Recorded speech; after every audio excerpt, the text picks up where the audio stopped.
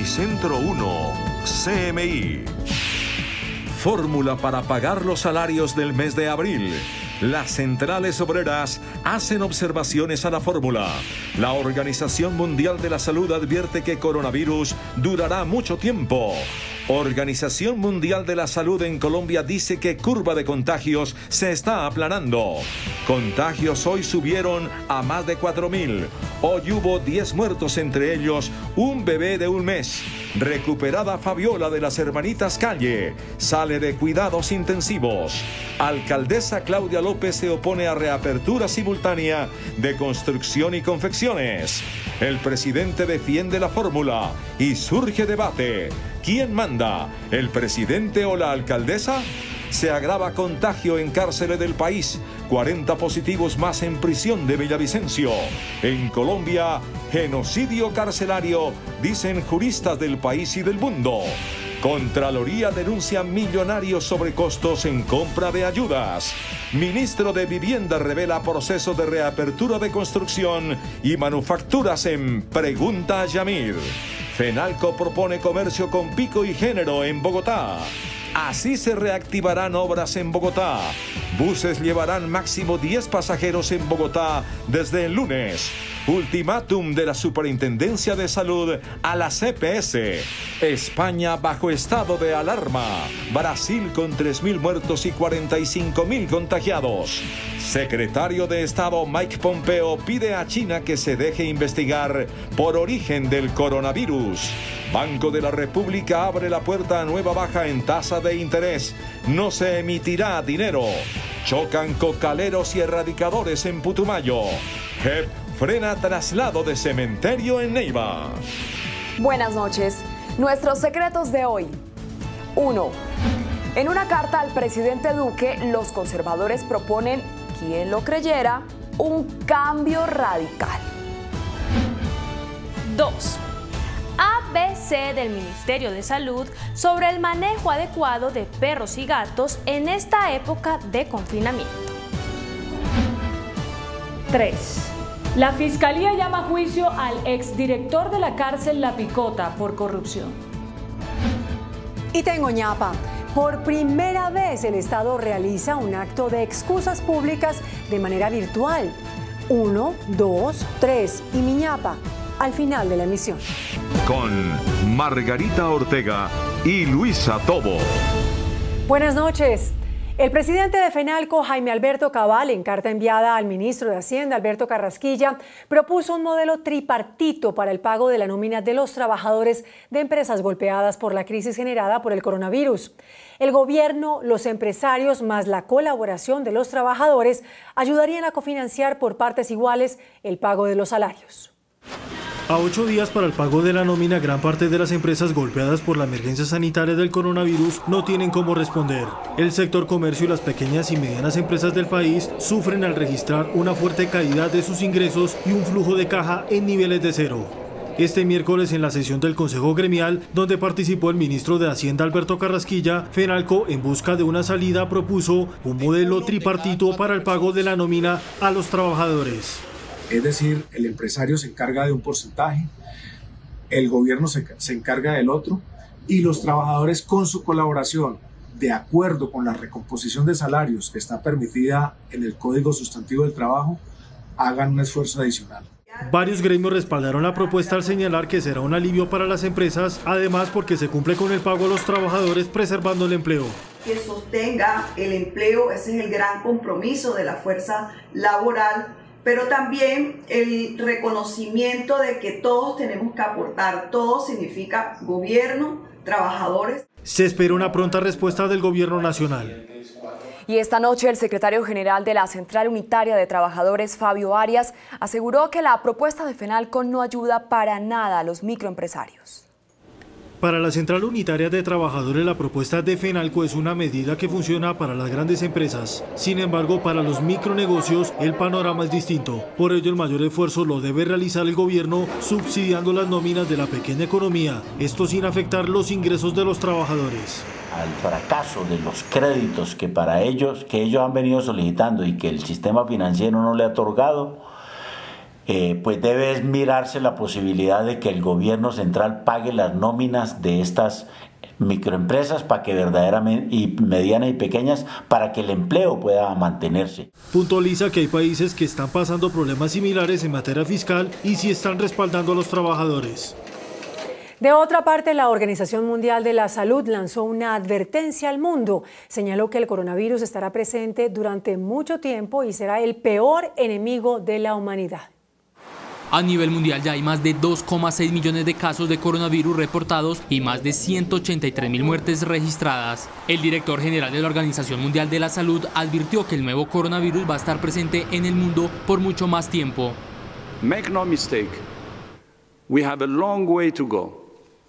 This virus will be with us for a long time, but this virus remains extremely dangerous. La OMS destacó que la mayoría de la población aún puede infectarse. Early evidence suggests most of the world's population remains susceptible. That means epidemics can easily reignite. El organismo ofreció a China colaboración para investigar el origen animal del coronavirus. El ministro de Salud, Fernando Ruiz, afirmó esta noche que están dadas las condiciones para reabrir algunos sectores de la productividad. Reveló una serie de cifras en las que se muestra que la tasa de contagio y de hospitalizaciones ha estado decreciendo como resultado de las medidas de aislamiento social que puso en vigencia el presidente Duque. El ministro de Salud, Fernando Ruiz, informó esta noche que el número de personas que requieren hospitalización por COVID-19 ha caído. Entre el 1 y el 10 de abril había una tasa diaria de 270 personas hospitalizadas y entre el 11 y el 20 de abril bajó la cifra a 11 personas. El presidente Iván Duque se apoyó en estas cifras para reiterar su decisión de flexibilizar la salida de algunos sectores productivos. Pero adicionalmente, mostrar cómo con esos indicadores y otros que ha venido construyendo también la Organización Mundial de la Salud y que nos ha acompañado en el proceso de toma de decisiones, nos permiten a nosotros dar pasos de recuperación de vida productiva al mismo tiempo que conciliamos todos los esfuerzos en términos de salud. Carlos Álvarez, experto infectólogo designado por la Organización Mundial de la Salud para Colombia, reconoció que las cifras de la pandemia en el país muestran buen resultado de las medidas de aislamiento, pero siempre dependen de la gente. Creo que de una manera importante vemos cómo ha sido el cambio y a veces más que hablar de planeamiento de curva, uno sí puede decir que si la curva era así al inicio de una epidemia, lo que hacemos es cambiar la pendiente, es agacharla, ir bajándola, y eso no es una función de solamente un trabajo de los hospitales o del gobierno, es un trabajo de toda la gente. El presidente Duque concluyó su intervención de esta noche agradeciendo el apoyo que le brindaron gobernadores y alcaldes, diciendo que estos avances son el resultado del esfuerzo de todos, porque en su concepto aquí no hay acciones ni triunfos individuales. En Colombia la cifra de contagios superó los 4.000 casos. 10 personas más murieron, entre ellas un bebé de tan solo 1 mes y 7 días. Otras 10 personas murieron en Colombia a causa del contagio con el COVID-19. Entre los fallecidos registra un bebé de tan solo 1 mes y 7 días, hijo de un policía. Un bebé que nació el 14 de marzo, que estuvo en cuidados intensivos durante 5 días. Fallecidos. Hombre de 33 años en Cali con obesidad. Hombre de 60 años en Bucaramanga con enfermedad cardíaca y malnutrición. Mujer de 60 años en Bogotá con dislipidemia, glaucoma y trastorno mixto de depresión. Hombre de 60 años en Cali con diabetes. Hombre de 66 años en Cali con hipertensión arterial. Hombre de 70 años en Valledupar con hipertensión arterial y enfermedad respiratoria. Mujer de 75 años en Bogotá con enfermedad respiratoria y obesidad. Mujer de 79 años en Bogotá con enfermedad renal crónica y otras enfermedades. Hombre de 85 años en Barranquilla con múltiples enfermedades. A la fecha se registran 206 decesos. Contagiados. Otras 207 personas están contagiadas de coronavirus. La cifra total llegó a los 4.356 casos. Recuperados.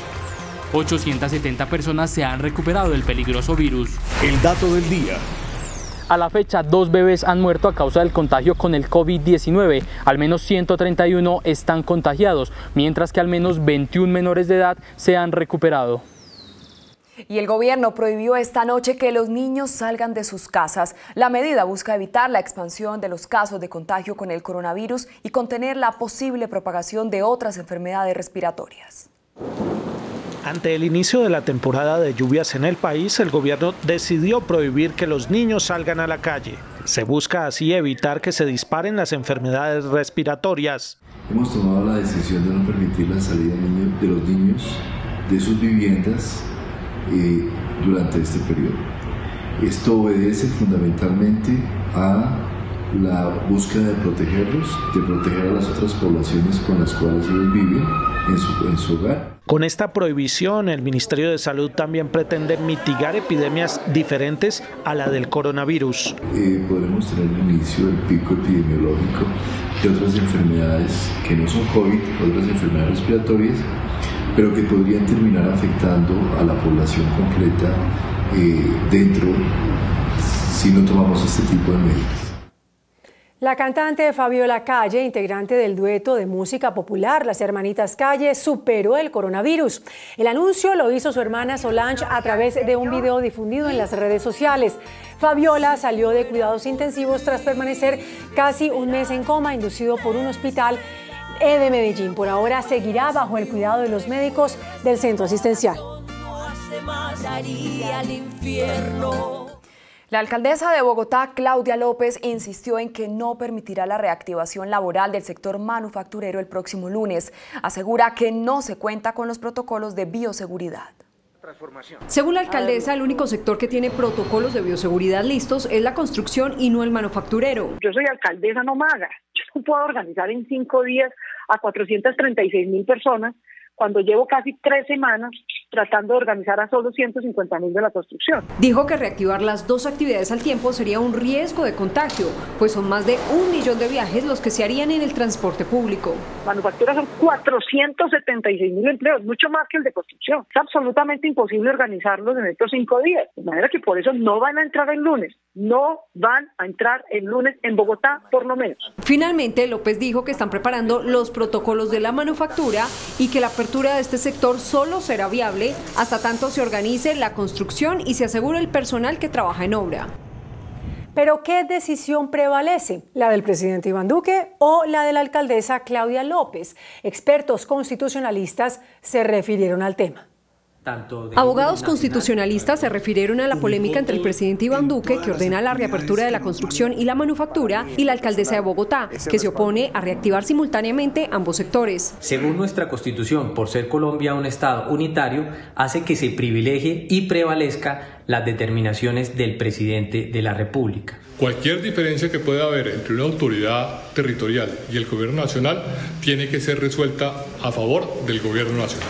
Para Alfredo Beltrán, expresidente de la Corte Constitucional, la alcaldesa es autónoma a la hora de reglamentar los decretos nacionales. La alcaldesa mayor de Bogotá, que tiene que obrar en el marco de su competencia y de acuerdo con las instrucciones que se impartan por el presidente de la República, no tiene ninguna instrucción que cumplir frente al anuncio presidencial. Lo cierto es que hasta ahora se desconocen los decretos nacional y distrital y sus alcances. El regreso a los sectores de la construcción y las manufacturas a la vida productiva se está concertando con gobernadores y alcaldes, garantizando que no se copará más del 35% del transporte masivo y se mantendrán estrictos protocolos de salubridad. Así lo declaró esta noche a Noticentro 1 CMI el secretario general de la Presidencia, Diego Molano. El secretario general de la Presidencia, Diego Molano, explicó esta noche que el regreso a la productividad de quienes trabajan en la construcción y la manufactura se hará con protocolos que defiendan la salud de los trabajadores y también respeten los límites a la ocupación del transporte público. Para cada uno de esos sectores, protocolos de bioseguridad han sido desarrollados que garantice reducir el nivel de contagio en el sitio de trabajo, pero también que estos sectores no copen la capacidad máxima que se debe tener los sistemas de transporte público, que es del 35%. Esa es la decisión del gobierno. El señor Molano precisó que el desarrollo de esta acción para proteger la vida de los colombianos se hará en coordinación con las autoridades regionales, en unidad y sin enfrentamientos. En estos tiempos de pandemia no puede haber posibilidades de choques ni de enfrentamientos. Aquí lo que debemos actuar es en unidad. Por eso el trabajo conjunto es el que nos permite avanzar a todos como sociedad. Diego Molano recalcó que los ciudadanos son parte importante en la aplicación de estos protocolos si mantienen la disciplina de la higiene. Las federaciones de departamentos y municipios respaldaron al presidente Iván Duque en su decisión de reabrir los sectores de construcción y manufactura. A través de un comunicado conjunto, la Federación de Departamentos, que encabeza Carlos Camargo, y la Federación Colombiana de Municipios, que lidera Gilberto Toro, aseguran que el gobierno ha hecho todo lo necesario en materia de protección para que estos sectores puedan funcionar a partir del próximo lunes 27 de abril. Un angustioso llamado hizo el gremio de los hospitales y clínicas al gobierno para que acelere la entrega de recursos a estas entidades para atender la emergencia del coronavirus y garantizar el pago de nóminas.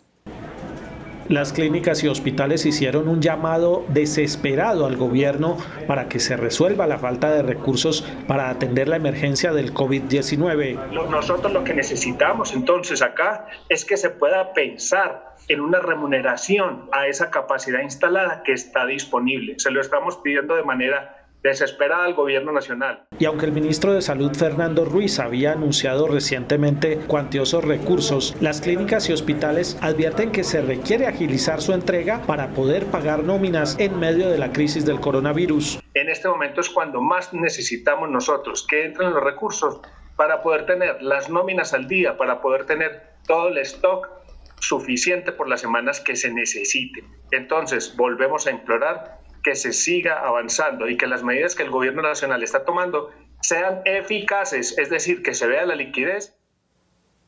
El INPEC confirmó que ya son 73 los casos confirmados de contagios de coronavirus en los centros de reclusión del país. 69 de los contagiados se detectaron en la cárcel de Villavicencio. El panorama en las cárceles del país sigue complicándose. Hoy se conoció la mayor cifra de contagios en los centros de reclusión, luego de que se reportaran 40 casos nuevos en la cárcel de Villavicencio. El INPEC confirmó que se trata de 38 presos y 2 funcionarios de la cárcel. Sin embargo, un nuevo aspecto preocupa a las autoridades, y es que los casos positivos se registraron en un patio diferente al que se asociaba el primer contagio. Le pedimos al gobierno nacional que en ese sentido implemente de manera inmediata pruebas rápidas, pruebas masivas al interior de la cárcel. Pero la situación en los centros de reclusión no solo se limita a la cárcel de Villavicencio, la cual se convirtió en el foco de contagios, dado que se han detectado casos importados por traslados desde ese penal en las cárceles La Picota, Las Heliconias, y hoy se reportó el primer caso en Guaduas, Cundinamarca. 107 expertos y docentes en Derecho Penal de América y Europa firmaron un manifiesto de 7 puntos en el que califican de genocidio el manejo que Colombia le ha dado al contagio del coronavirus en las cárceles del país. Y la Fiscalía General de la Nación frente a la población carcelaria y a los trabajadores vinculados al sector.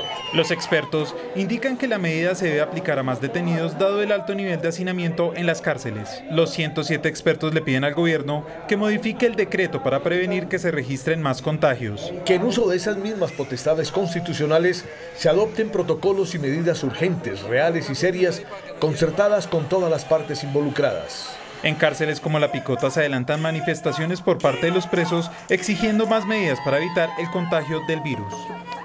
Contraloría, Procuraduría y Fiscalía tienen listas las primeras decisiones contra los presuntos responsables de los millonarios sobrecostos detectados en la adquisición de ayudas para atender la emergencia generada por el coronavirus.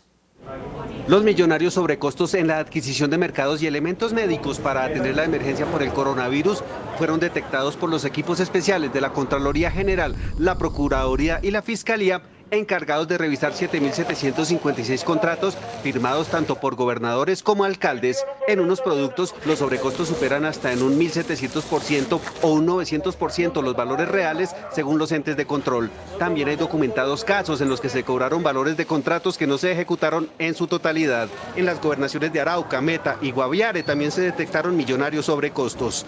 Las primeras decisiones contra funcionarios y contratistas serán anunciadas por la Contraloría General, la Procuraduría y la Fiscalía antes del fin de semana. Los comerciantes en Bogotá pidieron a la alcaldesa Claudia López implementar un pico y género para reactivar el sector. Según el presidente de FENALCO Bogotá, Juan Esteban Orrego, la restricción redujo en un 35% la afluencia en supermercados, droguerías y puntos de pago. La última encuesta revela que la crisis obligaría al 24% del comercio a cerrar sus puertas definitivamente. Noticentro 1 CMI conoció el protocolo que tendrían que cumplir las obras públicas en Bogotá para reactivarse a partir del 27 de abril. En una carrera contra el reloj están los contratistas de obras en Bogotá para cumplir con los protocolos que les permita reactivar labores el próximo lunes. Los 52 proyectos que estaban con contratos suspendidos, todos están en este momento adelantando la presentación de su plan de implementación de medidas de bioseguridad. El protocolo que diseñó el IDU y que deben cumplir los contratistas exige reducir el número de obreros por frente. En este caso estamos pidiendo que no haya más de 50 personas por turno. Restringir la edad y garantizar el transporte del personal. Como es la bicicleta o incluso tener que usar buses particulares, buses de servicio especial, que hagan unos circuitos y recojan a los trabajadores. El IDU priorizaría la ampliación de estaciones en Transmilenio, el mantenimiento vial y la construcción de ciclovías. Quedaron listas las normas sanitarias que regirán desde este lunes para los buses del Sistema Integrado de Transporte Provisional. No podrán transportar más de 10 personas. Máximo 10 personas transportadas por trayecto y operación solo del 20% de los vehículos hacen parte del nuevo protocolo de sanidad para los buses del SITP provisional en Bogotá.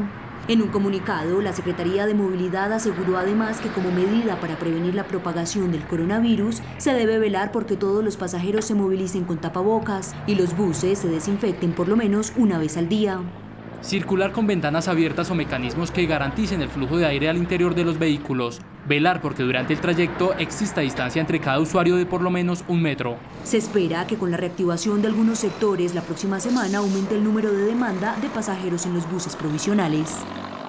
La Superintendencia de Salud lanzó un ultimátum a 6 empresas prestadoras de salud para que den solución en el menor tiempo posible a miles de quejas de sus afiliados.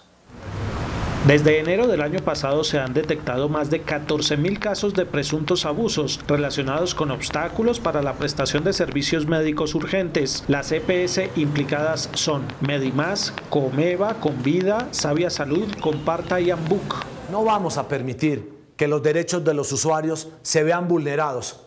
Las EPS tienen la responsabilidad de garantizar, no solo por esta situación por la que está atravesando el mundo entero, por cuenta del COVID-19, sino que es de manera permanente, continua, todos los servicios con oportunidad y con calidad. La mayoría de estos reclamos se originan en pacientes que padecen enfermedades de alto costo.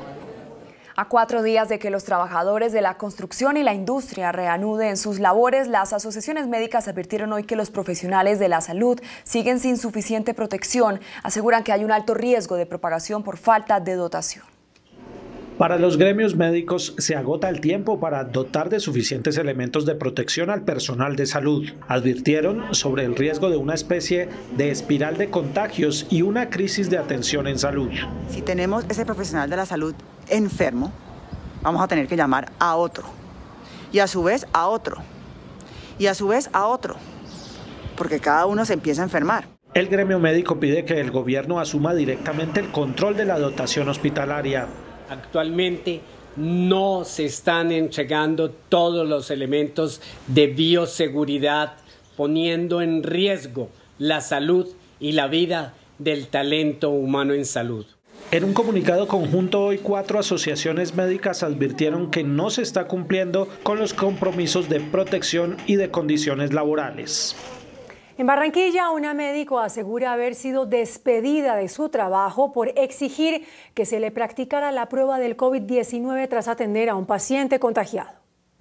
La destitución de la médico Alejandra Dulcey, quien asegura haber sido retirada por exigir la prueba del coronavirus después de atender un paciente positivo de la enfermedad, ha generado cuestionamientos en la comunidad médica en Barranquilla.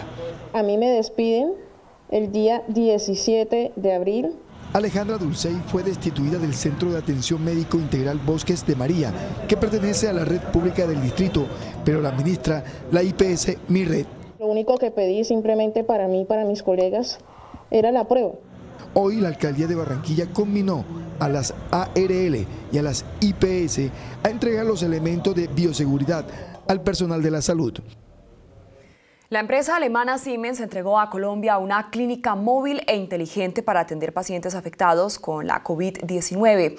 La Embajada de Alemania en Colombia anunció además que en mayo vendrá una misión de cooperación médica para apoyar a los colombianos en la lucha contra la pandemia. El machine learning de temas de pacientes Un equipo de médicos y psicólogos salió de sus consultorios para llevar comida y mercados a los habitantes de calle de Bogotá.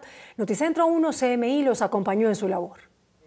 Son médicos, psicólogos, trabajadores sociales y terapeutas de familia. Han dejado sus batas blancas en el consultorio y salen a llevar alimentos y mercados a los habitantes de la calle. Estamos trayéndoles el mercadito para 25. Todos los días después de iniciada la cuarentena salen a las calles. Todos los días estamos en la misma, estamos viniendo, estamos colaborando. Pues la fundación, la misión es poder traer amor y traer un plato de comida. Es una ayuda en medio del gran mar de necesidades que pasan los más olvidados. Cada día más pesado, más duro. Frente a estos habitantes de calle en un edificio con 44 familias en el barrio Santa Fe, también se vive una situación de hambre y abandono. Mujeres que trabajamos en los buses, mujeres que trabajamos, somos vendedores ambulantes, mujeres que viven de la prostitución. Si el gobierno no nos deja ejercer nuestras profesiones, ¿qué podemos hacer si tenemos obligación? Nuestros hijos necesitan comer. La solidaridad de la calle es la única que los salva de acostarse sin haber probado un bocado. Un menor murió durante protestas registradas en el sur de los departamentos de Magdalena y Cesar. Los habitantes de esta zona reclaman ayudas. En los departamentos del Magdalena y Cesar se registran protestas y enfrentamientos con la fuerza pública por falta de alimentos. La situación es crítica. Yo soy una madre cabeza de hogar, madre de 5 hijos, a cargo de 2 nietos, y todavía no sabemos qué es la primera ayuda que llega aquí a nuestras casas. Dicen los pobladores que las ayudas no llegan y el desespero es total porque no tienen comida. Nosotros aquí estamos pidiendo ayuda. ¿Por qué? Porque tenemos hambre. En Casa Cará Cesar, en medio de los disturbios entre la fuerza pública y la comunidad, murió un menor. Las autoridades iniciaron las investigaciones. En el marco de la campaña Ayudarnos hace bien, la primera dama María Juliana Ruiz entregó hoy mercados a más de 50 familias del centro de Bogotá. La primera entrega de mercados de la esposa del presidente Iván Duque, María Juliana Ruiz, fue en la zona de Los Cerezos, donde viven 11 familias, cada una conformada por 4 y 5 personas, a quienes la primera dama, en nombre de todos los ciudadanos que se han solidarizado con la campaña, les entregó alimentos para un mes. Estoy entregando este mercado en nombre de todos los colombianos solidarios. Esperamos que con esto podamos contribuir al alimento diario, a que no falte en su casa. Una bendición porque pues la mayoría viven al diario.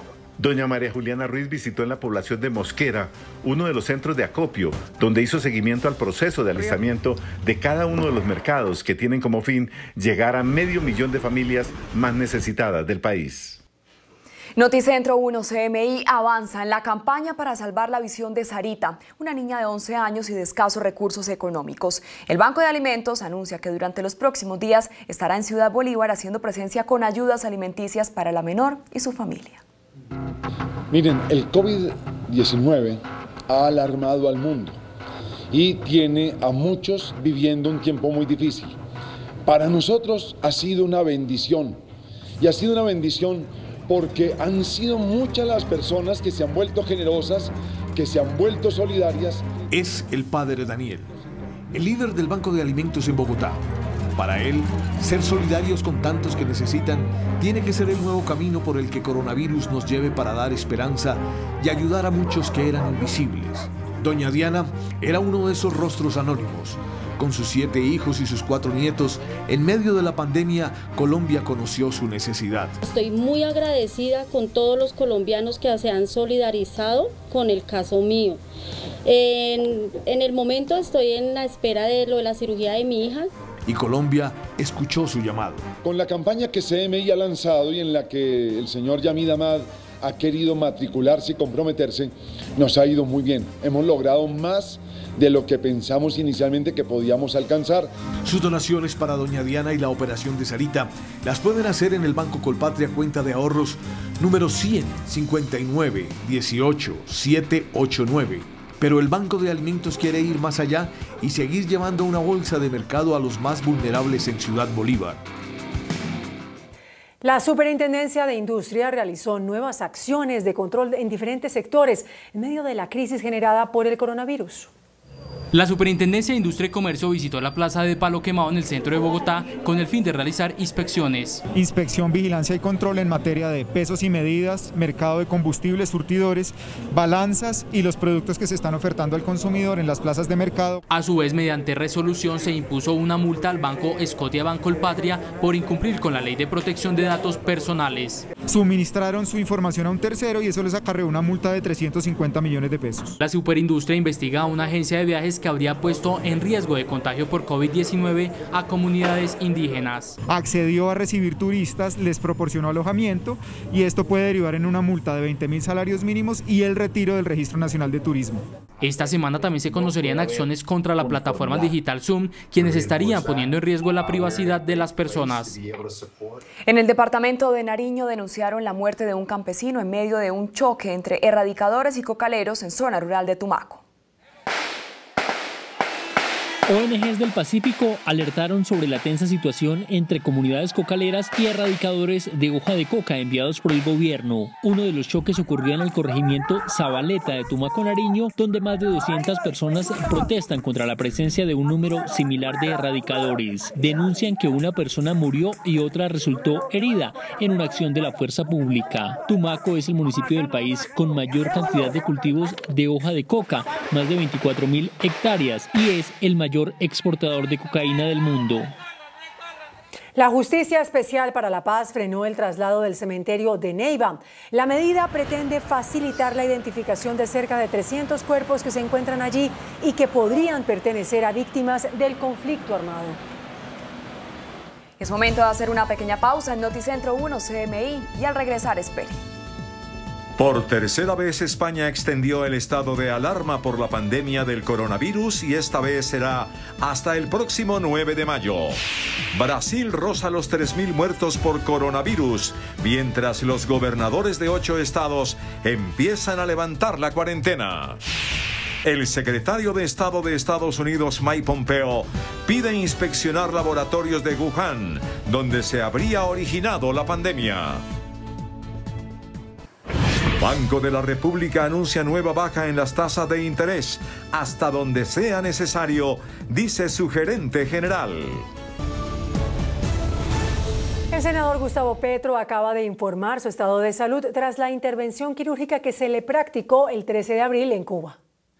Mediante la endoscopia se realizó una exéresis de la lesión.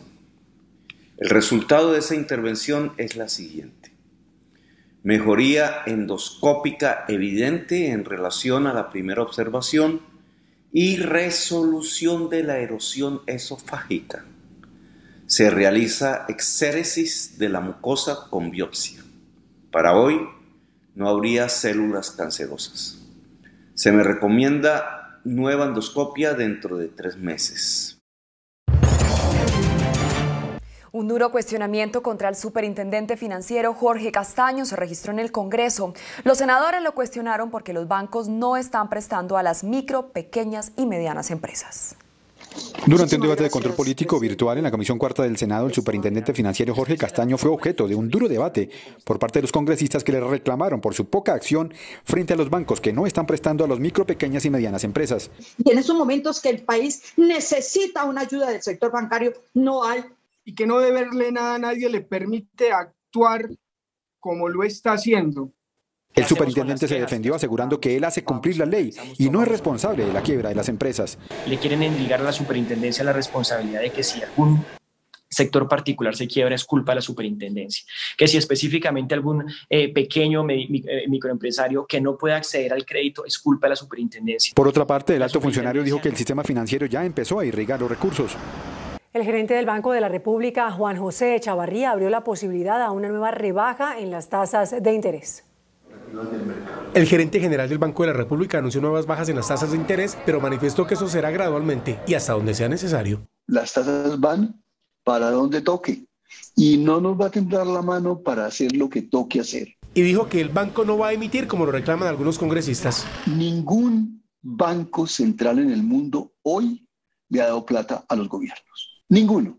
Y en relación con las quejas contra los bancos privados, manifestó que es hora de que estos presten. Los bancos tienen que hacer su trabajo, tienen que prestar dinero, tienen que bajar las tasas de interés, como nosotros vamos bajándolas, pero el riesgo que asume el sistema financiero al prestar no corresponde únicamente a sus dueños, es mayoritariamente de los ahorradores colombianos. Y sobre la estrepitosa caída de los precios del petróleo, el gerente del Banco Central dijo que su entidad aún no tiene pronósticos sobre el impacto en la economía nacional. El presidente de la Asociación Colombiana del Petróleo, Francisco Lloreda, proyecta una reducción de 12 billones de pesos en las regalías como consecuencia de la caída en el precio del petróleo. El desplome en los precios del petróleo en el mercado internacional traerá grandes afectaciones para la industria y las finanzas públicas. En regalías, con un recaudo promedio de 16 billones de pesos, caerá a niveles de los 4 billones de pesos, es decir, 12 billones de pesos menos. Se tendrá una disminución en exploración y producción que representará el cierre de 25 a 30 campos petroleros y 390 pozos. Porque la capacidad de almacenamiento en el mundo está prácticamente copada. En el caso de Colombia hemos trabajado y una serie de medidas con el gobierno nacional. La producción hoy en niveles de 890.000 barriles por día caerá a los 800.000 barriles por día en 2020. El presidente de Ecopetrol, Felipe Bayón, anunció un plan de recortes en la compañía para enfrentar el desplome en el precio del crudo. La petrolera diseñó un plan de contingencia para hacer frente a la crisis de precios en el mercado internacional. Se trata de un ajuste en el gasto de 2 billones de pesos y un recorte al plan de inversiones de 1.200 millones de dólares. Además, se usó la línea de crédito para fortalecer el flujo de caja. Estamos hablando de un periodo de 12, 18, 24 meses. Este es un tema que va a durar mucho. Las medidas van encaminadas a proteger financieramente a la compañía y mantener el empleo. Nosotros tenemos un poco menos de 13.000 empleados directos en todas las compañías del grupo y la prioridad es proteger esos empleos. Más de 200 pozos no son rentables para la compañía y quedarían suspendidos. Y el presidente de la Agencia Nacional de Hidrocarburos, Armando Zamora, puso en marcha un paquete de alivios para la industria petrolera. Se trata de un plan de alivios para la industria petrolera que tiene que ver con la ampliación en el cronograma de los contratos adjudicados por la Agencia de Hidrocarburos. Además, se autorizó el traslado de inversiones de un proyecto a otro y mayor plazo para el pago de los derechos económicos. Ha flexibilizado las condiciones contractuales para que las empresas puedan, pues por un lado, replantear sus programas de exploración y que las empresas no abandonen los contratos que tienen, porque si se termina el plan de inversiones y abandonan los contratos, pues tendríamos un primer daño que tendrá efectos más adelante. Se estima que en un año se estaría dando un equilibrio en materia de precios. El índice de capitalización de la bolsa, que mide el comportamiento de las 20 principales acciones, cerró al alza. El índice de capitalización de la Bolsa de Valores de Colombia subió 0,13% a 1.132 puntos. La acción del Grupo Éxito fue la acción que más subió con una valorización de 8,11% a 12.000 pesos. La acción preferencial del Grupo Argos fue la que más cayó con una pérdida de 7,73% a 8.950 pesos. La acción más negociada de la jornada fue la de Preferencial Bancolombia al movilizar más de 51.000 millones de pesos. Y el precio del dólar cerró a la baja. Indicadores económicos en Noticentro 1 CM. La tasa representativa del mercado que regirá para mañana jueves será de 4.037 pesos con 95 centavos. Los profesionales del cambio compran la divisa en promedio entre 1.340 pesos y la venden entre 1.400 pesos. Un euro cuesta 4.359 pesos. La libra de café en Nueva York se cotizó a $1.10. El azúcar se transó en 9,86 centavos de dólar la libra. El barril de petróleo WTI se cotizó a $14.27. La referencia Brent para Colombia se cotizó a $20.77. Una acción de Ecopetrol cuesta 1.920 pesos.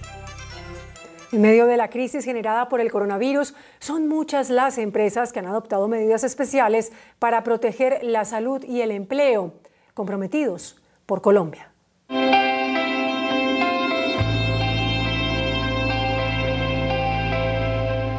Las multinacionales se solidarizan ante la crisis por el virus COVID-19. El grupo Brum, que ha estado presente en Colombia desde el año 2002 y que este 2020 cumple 100 años en el sector logístico, donó 2.200 mercados para familias menos favorecidas y le apuesta a más empleos en el país. La invitación es a que todos los empresarios de los sectores que estén bien y de los sectores que estén mal, miremos con solidaridad cómo apoyamos y cómo gestionamos y cómo gestamos la sostenibilidad del empleo y del trabajo.